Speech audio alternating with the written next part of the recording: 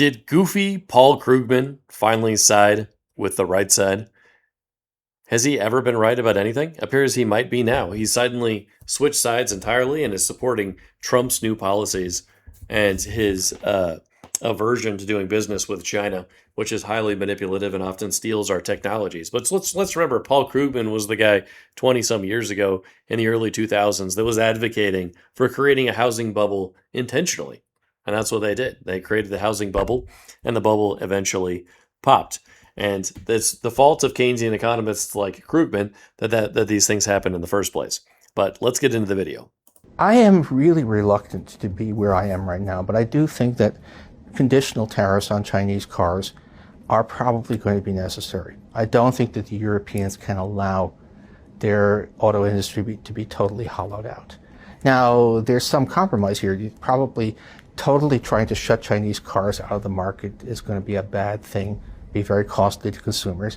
But on the other hand, I've been shocked not only by my own change of mind, but by some of my colleagues, people who are... He's changed his mind dramatically.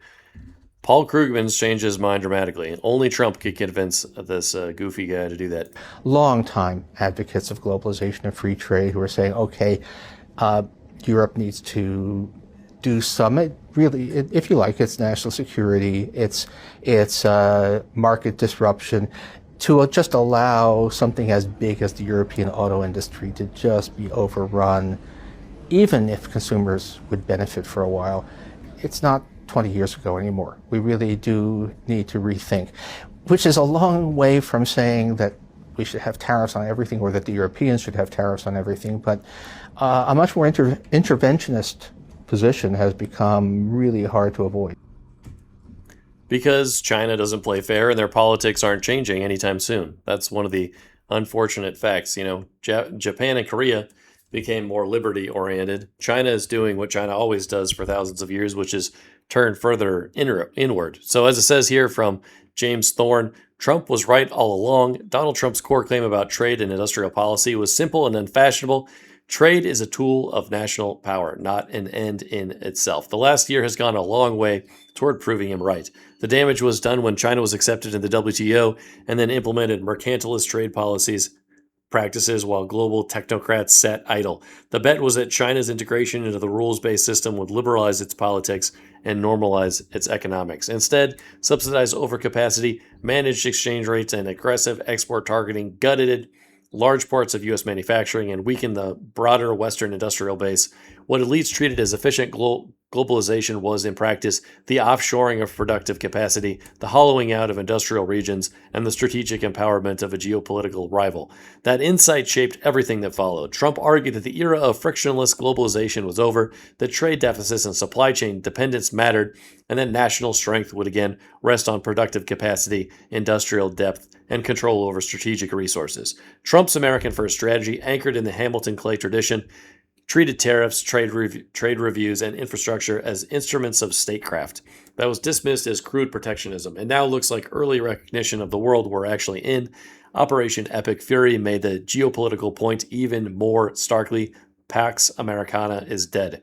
The evidence is now coming not just from Trump's allies, but from the broader political and intellectual class. Even Paul Krugman has conceded that conditional tariffs on Chinese cars are probably going to be necessary and warned that Europe cannot allow its auto industry to be hollowed out by Chinese overcapacity. When a progressive Nobel laureate starts agreeing with Trump that tariffs and industrial capacity have a legitimate strategic role, the old consensus is gone. The argument now is no longer over first principles, but over how far and how fast to move.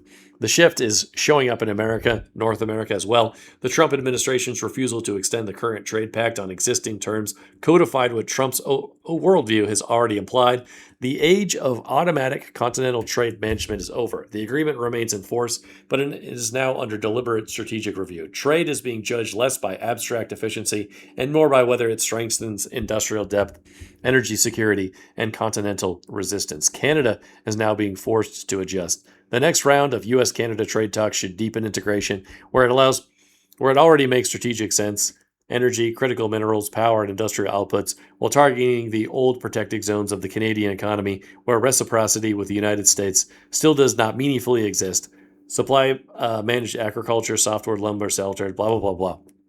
Canada heavily depends on the U.S., as they said here.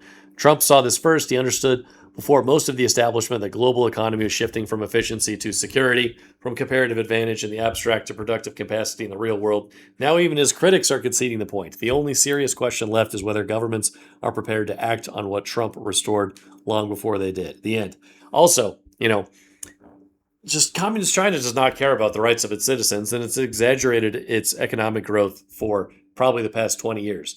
In the early 2000s, a book came out called The Coming Collapse of China, and I think the collapse already happened. It's just that they're giving us false numbers about their economic growth, right? The birth rate has collapsed in China. The economic growth, we're positive they've been exaggerating by a few percentage points for more than a decade, probably more like 15 years at least. It's fallen apart, and they're turning inward. They're taking away the rights of individuals. Young people cannot improve their lot in life. Young people get forced into homelessness all the time, as do other people, because they said something against the state.